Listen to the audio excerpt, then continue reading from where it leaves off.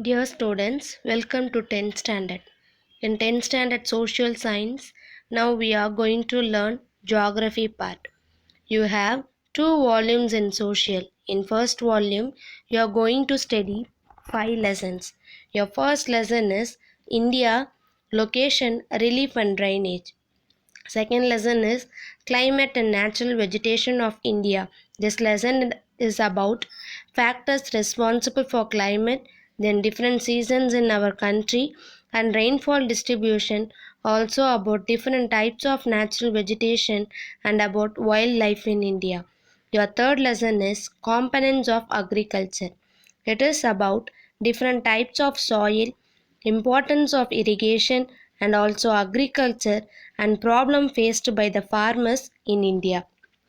Fourth lesson is resource and industries. This lesson is about resource and their types, distribution of industries and also resources and also problems of Indian industry. Your last fifth lesson is India, population, transport, communication and trade. This lesson is about levels of urbanization and its impact and also different modes of transport, types of communication and nature of trade in India. Dear students, before entering into the lesson, I just want to remind you that please maintain a separate book and note down all the points which are being presented in this study material video, because at the end of this video there are few questions to answer. If you note down the important points in a separate book, it will be easy for you to answer those given questions at the end of the video. The important thing is submit the notebook when school reopens. Let's start our lesson. First lesson is India, location, relief and drainage. In the topic location, we will learn India's absolute and relative location in the world. Relief means different types of landforms and then drainage is about water bodies. Let's see the introduction. India is the seventh largest country in the world and second in Asia. From the continent Asia, India is separated by the Himalayan mountains. India covers 2.4% area of the world. Our country is surrounded by, in north side, China, Nepal, Bhutan, in east, Bangladesh and Myanmar, in south, Indian Ocean and west, Pakistan. In this map, you can understand Afghanistan in the northwest, Pakistan in the west, China, Nepal, Bhutan in north, Bangladesh and Myanmar in east, Indian Ocean in south. India shares its border with these countries.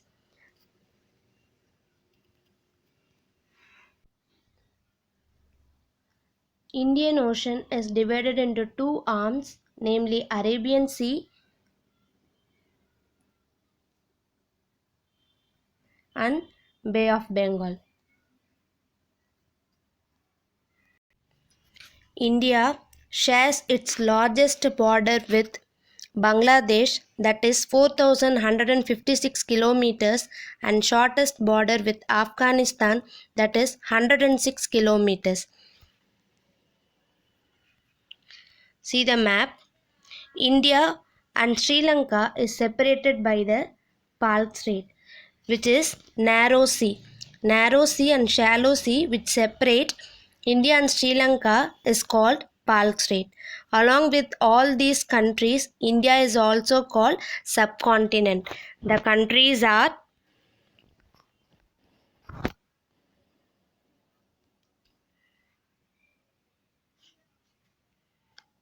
Pakistan, China, Nepal, Bhutan, Bangladesh and Myanmar. Along with all these countries, India is also called subcontinent. Next is India and the world. India located between East and West Asia. Indian Ocean connects in West Europe, Africa and West Asia, in East, Southeast and East Asia. It helping our country to create close contact with these countries. Next is location and extent. India is located in northeastern hemisphere, the southernmost point of the country. That is, when you consider our whole country, including the Union territories, it is located in Andaman and Nicobar, and this point is also called Indra Point. In our mainland, the southernmost point is located in Kanyakumari, and this point is also called Cape Comorin. See the map, the north to south extension, that is the difference between from Kanyakumari to Jammu and Kashmir, the distance is 3214 kilometers. Likewise, from east to west, the distance is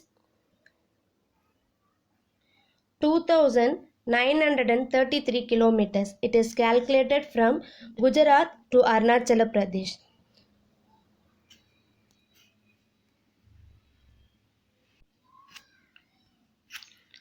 From this map, you can clearly understand the Tropic of Cancer will divide our country into two halves. Next, Indian Standard Time. Students, you know many countries have different times. Do you know how the time can be calculated? Already you studied about latitude and longitude in your previous class. The time is calculated by the longitudes which passes in that specific country. Based on the longitude degree, the time will be calculated. Here, a difference of 1 degree longitude will make 4 minutes different. See the map.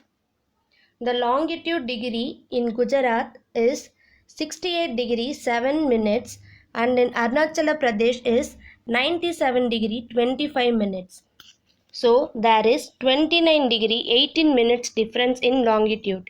If you calculated the difference between these two longitudes, the time will be vary up to 1 hour 57 minutes 12 seconds, nearly 2 hours. In order to avoid this difference, Indian Standard Time is calculated. For that, we take central meridian of India, that is 82 degree 30 minutes east longitudes, which passes through Mirzapur. Based on this, our Indian Standard Time is 5.30 hours ahead of Greenwich meridian.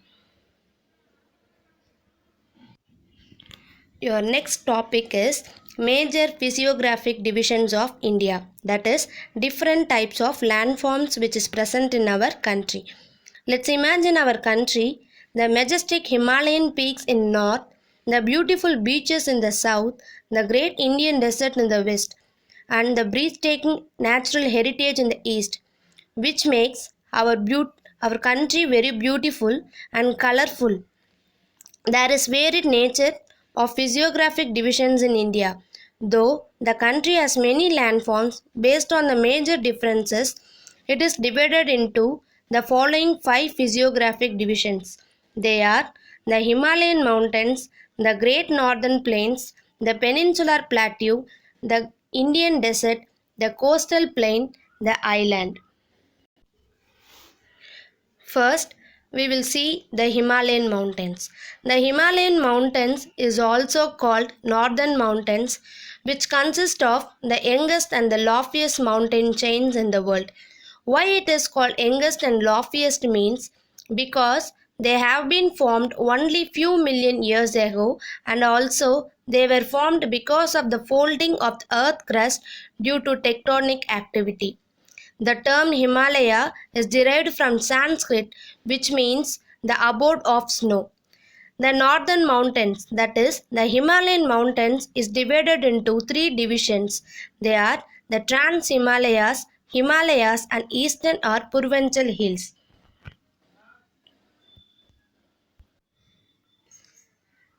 The Trans Himalayas is also known as Western Himalayas or Tibetan Himalayas. It lies in Jammu and Kashmir and Tibetan Plateau. Most of the part is located in Tibetan Plateau. So it is called Tibetan Himalayas. The Himalayas, it constitutes the core part, that is the center part of northern mountains. It is an young fold mountain. It consists of many ranges. It is divided into three main divisions. One is Greater Himalayas, the Lesser Himalayas and the Sivaliks. This is the exact location of Himalayan mountains. It acts as a natural barrier to the cold polar wind and also control the monsoon wind.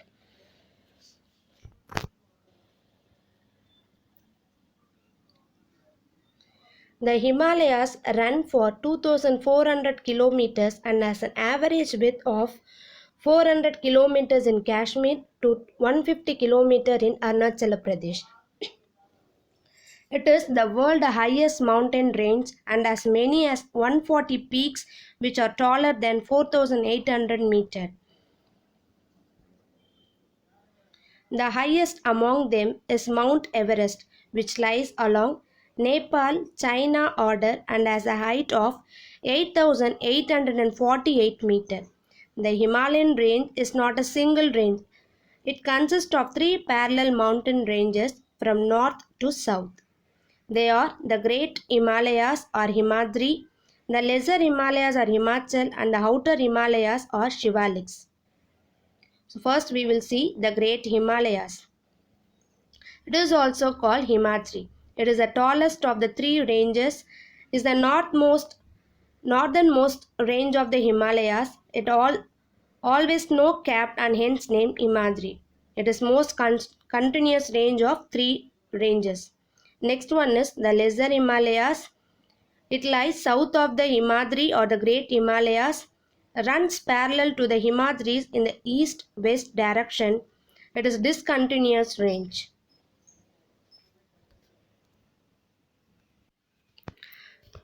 These hills are combined together called Purvanchal Hills.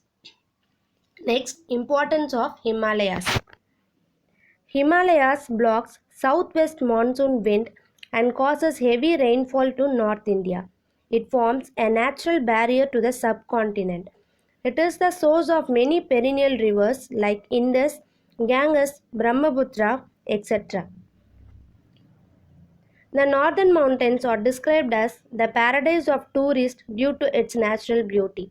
It provides raw material for many forest-based industries.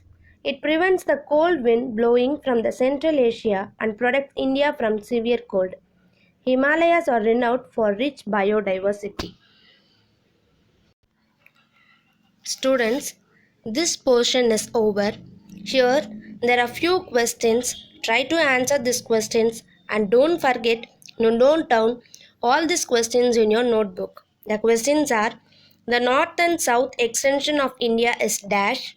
The southernmost point of India is dash. Dash separates India from Sri Lanka. Himalayas blocks dash monsoon winds. Why Himalayas are called young fold mountains? Try to answer these questions. Thank you, children.